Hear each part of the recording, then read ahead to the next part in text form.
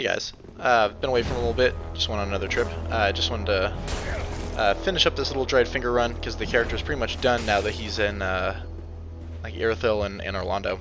Um, and then after this I wanted to cover a little bit some of the invasion design, I guess that's what I want to call it, just the design of areas and how they are designed for invasions. And just about, Dark Souls 3 intention in its design for invasions and its PvP. So those will be videos to come. But for now, I just want to talk about dual wielding setups and just how much fun I've been having with that lately. So, offhand hand axe. This kind of just makes me want to use more spears, especially the Partisan, which has like good R1s and great R2s. Now I'm just loving working with that. And no one really expects R2s out of the Partisan, so it's just been an absolute blast. That doesn't mean I haven't I've abandoned my usual two-handed greatsword stuff, but just again the pokes. Ugh, loving the pokes. The counter damage on them, even without the Leo ring, is absolutely insane. So if someone's doing like a crazy fucking weapon art in your face, you can always just counter them and usually stun them with an R2 poke. This is just another great example of what the hand axe can do. It's faster than almost everything except straight swords and daggers. While I could go on and on and on about the offhand hand axe and dual wielding and other things to dual wield, I'll leave that to a couple people in the comments. A couple of people in the comments have been leaving really great comments on some of my videos, just talking about like trying different things with different offhand weapons, and I really appreciate that. So shout out to those guys. Keep them coming. I mean, I really like all these different ideas. It's fun to squeeze a little bit more variety out of this old ass 3-year game at this point. And we're approaching 4, and I think by the time Elden Ring comes out, it'll be 4. So, really enjoying those comments. What I really wanted to talk about in this video, though, is Invader Covenant interaction.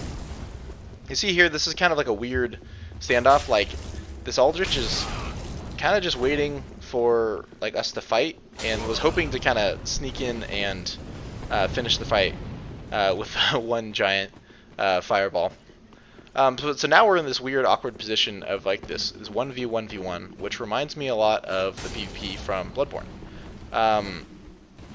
The problem is there's no like incentivized reason for like either of these covenants to fight each other, whereas in Bloodborne there was always like a reason. You got a reward every time you killed someone in a different covenant, if you were like a Vile Blood or an Executioner, which are 2 Invader covenants, right?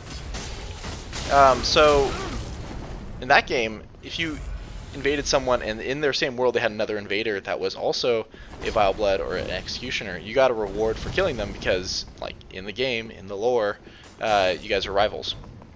I speed it up here because all it is just me running around waiting for the invaders to kill each other, so I can hopefully sneak up on 1 or 2 of them and get the drop on them. Doesn't quite work out like I planned it, but it seemed like a good idea at the time. Anyways, I'm hoping in future From games with PvP that they have more of this covenant interaction. That, in this scenario, the Aldrich and it's 2 Aldriches, but like the Aldrich and the Red would have some reason to kill each other, and that would be a lot more fun. Just create a lot more dynamic situations. This was a really stupid idea of me, and then I kept fucking up my button inputs. So I was like, thought I should be sliding down the ladder, or at least trying to fall off, and instead I just get lightning arrowed to death. So that was maybe the worst possible thing I could have done, but oh well. But basically my biggest problem with covenants is that a lot of them seem redundant. PvE covenants like Way of the White and what was it? Oh, and some Warriors of Sunlight just kind of get a small reward. Like the Way of the White gets an Ember, and Warriors of Sunlight get a Sunlight Medal. But there's no real interaction between them.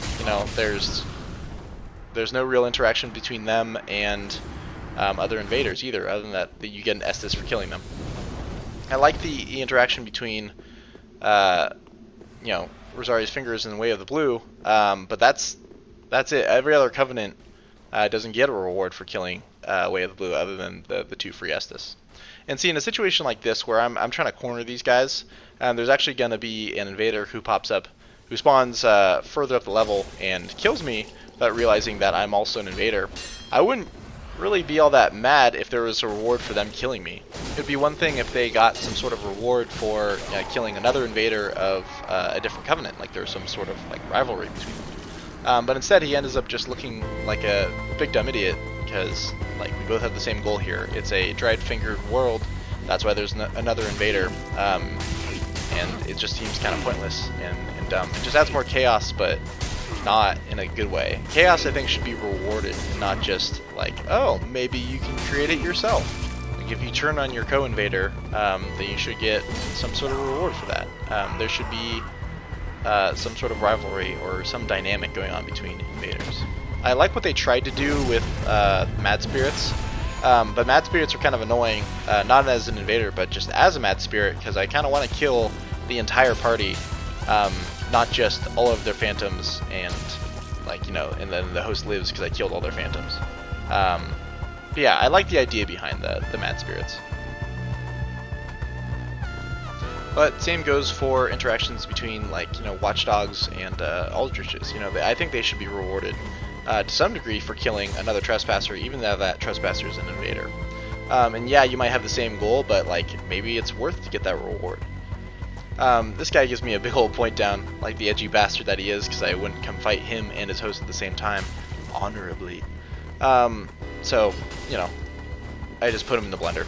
So, yeah, right back at you. Get fucked, nerd.